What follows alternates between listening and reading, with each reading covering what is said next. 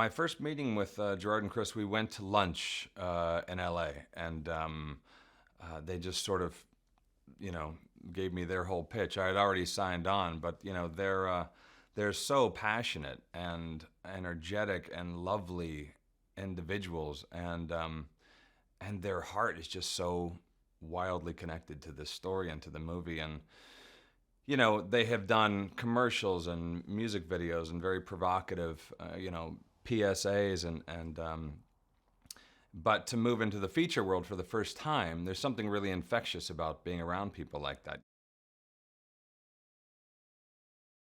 Shooting on an actual plantation is such an invaluable part of the story because really you get out of the van and you walk a couple feet and it's like there's no acting required.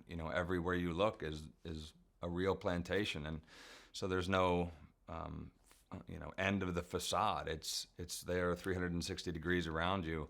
Even the weather, I find the humidity and the heat another character in this movie, and the dust and the dirt, and so all of it, it's not something you could do in California, really. I think being in the South is really an inherent part of the believability of all this, so that you watch the film and you truly believe it's a period of time that you're within. I'm a big fan of DPs. I like to sit behind the monitors as much as possible and just watch how they make pictures. Gerard and Chris have talked from the beginning about making paintings throughout this movie, that they had inspiration boards of paintings, and to watch the Gerard and Chris work with Pedro on framing these images up and the colors within them and how lush and rich and beautiful they are, that in many ways they're making something that looks like Gone with the Wind, that's seemingly very beautiful, and underneath it is this seed of just horrific behavior.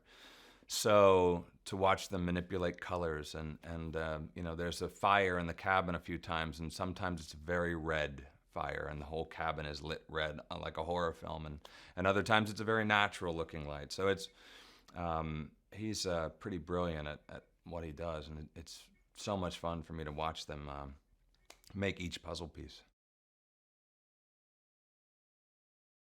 He has a presence on screen that is power. I mean, he's just beautiful human being, and when camera gets on him, he's just he glows.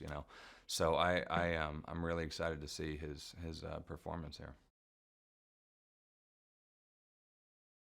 I don't think I'm the only one that notices that a lot of what's coming out these days is a remake or a sequel or another version of something that we've already seen, and I'm always thirsty and hungry for original stories, and this has that in spades, and it's part of the reason I wanted to be a part of it. It's not something we've seen before.